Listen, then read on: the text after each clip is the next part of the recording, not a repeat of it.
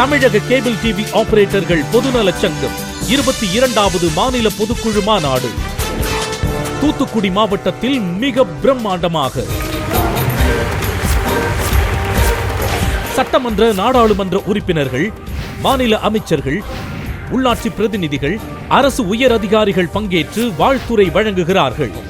நமது தொழில் நமது கையில் என்கிற லட்சியத்தோடு நமது நிறுவன தலைவர் திரு பி சகிலன் அவர்கள் தலைமையில் TCOA எதிர்கால வளர்ச்சி திட்டங்களுக்கான பிரம்மாண்டமா நாடு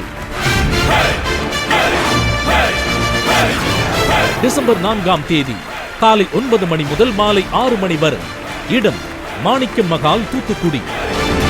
பொதுக்குழு மாநாடு வெற்றி பெற TCOA சொந்தங்களே ஒன்றிணைவோம்.